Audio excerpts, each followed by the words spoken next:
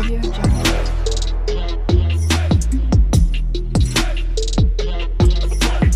Audio Jungle. नमस्कार दोस्तों, तो आज की कहानी है नाग पंचमी की कथा।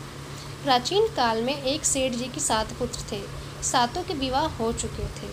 सबसे छोटे पुत्र की पत्नी श्रेष्ठ चरित्र की विदुषी और सुशील थी, परंतु उसके भाई नहीं था। एक दिन बड़ी बहू ने घर लीपने को पीली मिट्टी लाने के लिए सभी बहुओं को साथ चलने को कहा, तो सभी धलिया और खुरपी लेकर मिट्टी खोदने लगी।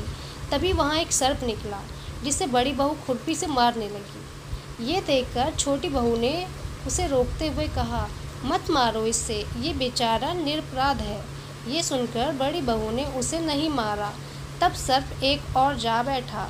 तब छोटी बहू ने उससे कहा, हम अभी लौट कर आती हैं, तुम यहाँ से जाना मत। ये कहकर वो सबके साथ मिट्टी लेकर घर चली गई और वहाँ काम काज में फंसकर सर्प से जो वादा किया था उसे भूल गई। उसे दूसरे दिन वो बात याद आई तो सबको साथ लेकर वहाँ पहुँची और सर्प को उस स्थान पर बैठा देखकर बोली, सर्प भैया नमस्कार। सर्प ने कहा, तू भैया कह चुकी है इसलिए तुझे छोड़ देता हूँ, नहीं तो झूठी बात कहने के कारण तुझे अभी डस लेता।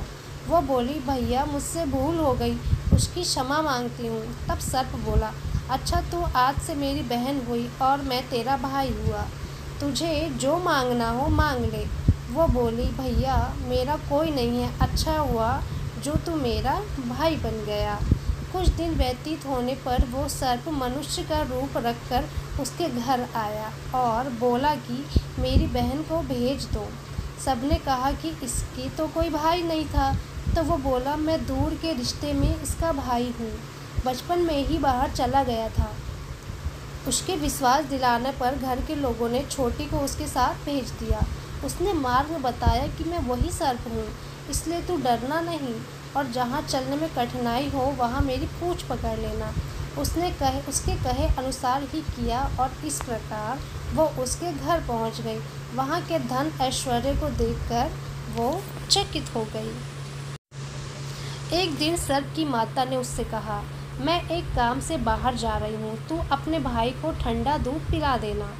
उसे ये बात ध्यान नहीं रही और उसने गर्म दूध पिला दिया, जिसमें उसका मुख बेतरह जल गया।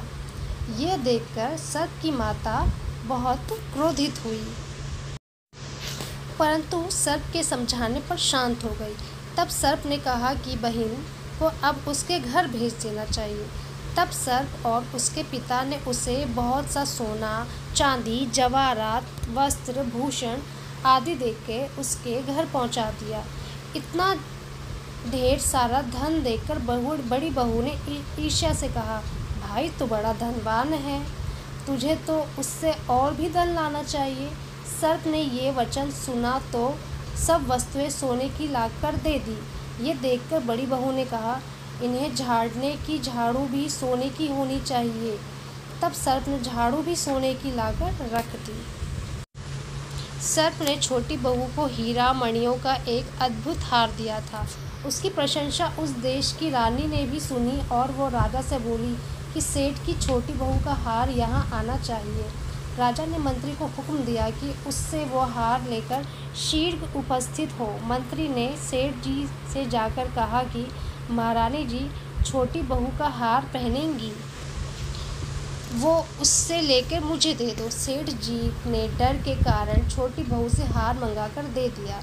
छोटी बहू को ये बात बहुत बुरी लगी। उसने अपने सर्प भाई को याद किया और आने पर प्रार्थना की कि भैया रानी ने हार छीन लिया है, तुम कुछ ऐसा करो कि जब वो हार उसके गले में रहे तब तक के लिए सर्प बन जाए। वे स्वयं छोटी बहू को साथ लेकर उपस्थित हुए। राजा ने छोटी बहू से पूछा, तूने क्या जादू किया है, मैं तुझे दंड दूंगा। छोटी बहू बोली, राजन दस्ता क्षमा कीजिए, ये हार ही ऐसा है कि मेरे गले में हीरो और मणियों का रहता है और दूसरों के गले में सर्प बन जाता है। ये सुनकर राजा ने वो सर्प बना हार उसे देकर कहा, अभी पहनकर दिखाओ।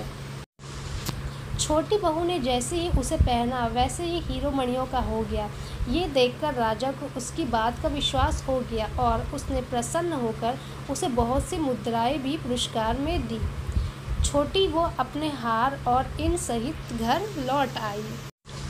उसके धन को देखकर बड़ी बहू ने ईर्ष्या के कारण उसके पति को सिखाया कि छोटी बहू के पास कहीं से धन आया है। ये सुनकर उसके पति ने अपनी पत्नी को बुलाकर कहा, ठीक ठीक बता कि ये धन तुझे कौन देता है।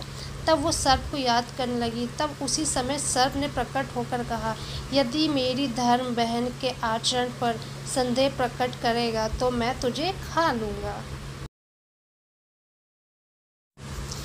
ये सुनकर छोटी बहू का पति बहुत प्रसन्न हुआ और उसने सर्प देवता का बड़ा सत्कार किया। उसी दिन से नाग पंचमी का त्यौहार मनाया जाता है और स्त्रियां सर्प को भाई मानकर उसकी पूजा करती हैं।